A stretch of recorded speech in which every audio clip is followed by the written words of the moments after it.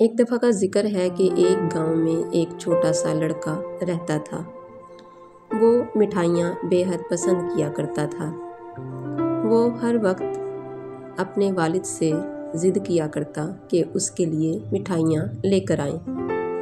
وہ ہر کھانے کے بعد مٹھائیاں کھایا کرتا تھا۔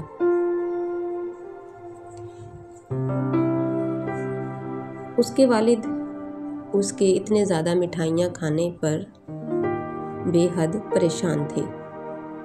وہ چاہتے تھے کہ کسی طرح میرا بیٹا مٹھائیاں کھانا چھوڑ دے، لیکن اس کا بیٹا مٹھائیاں کھانا نہ چھوڑتا تھا۔ آخر کار اس نے ایک دن فیصلہ کیا کہ اپنے بیٹے کو قریب کے ایک گاؤں میں لے کر جائے، جہاں ایک بزرگ رہتا ہے۔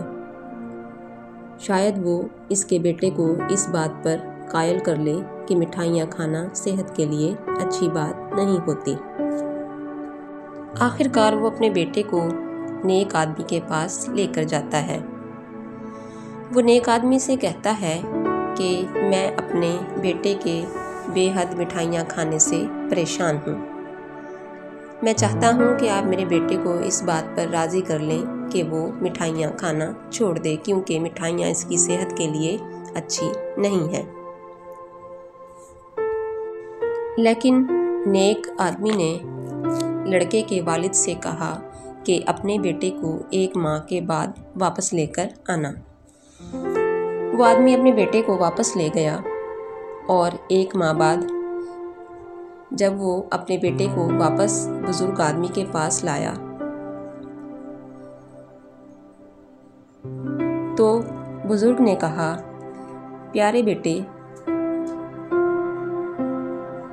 تم ایک اچھے لڑکے ہو، تم مٹھائیاں کھانا پسند کرتے ہو۔ مٹھائیاں تمہاری صحت کے لیے اچھی نہیں ہیں، یہ تمہارے دانتوں کو تباہ کر سکتی ہیں اور تمہارے معدے کو نقصان پہنچا سکتی ہیں۔ تمہیں اپنے والدین کی بات ماننی چاہیے اور مٹھائیاں کھانی چھوڑ دینی چاہیے۔ لڑکے کو یہ بات سمجھ آ گئی اور اس نے بزرگ آدمی سے مٹھائیاں چھوڑ دینے کا وعدہ کیا۔ بزرگ آدمی نے لڑکے سے کہا کہ میں بھی مٹھائیاں کھانے کا شوقین تھا، لیکن اب میں مٹھائیاں کھانا چھوڑ چکا ہوں۔ لڑکے کا والد حیران تھا کہ بزرگ آدمی نے یہی بات اس کو 1 ماہ پہلے کیوں نہیں کہی، انہوں نے 1 ماہ بعد یہ بات کیوں کہی۔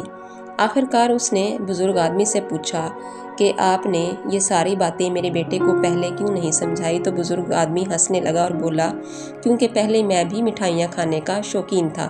میں نے آپ سے 1 ماہ کا وقت مانگا تاکہ میں اللہ تعالیٰ سے دعا کر سکوں کہ اللہ تعالیٰ میری اس عادت کو ختم کر دے اور میں مٹھائیاں کھانا چھوڑ دوں۔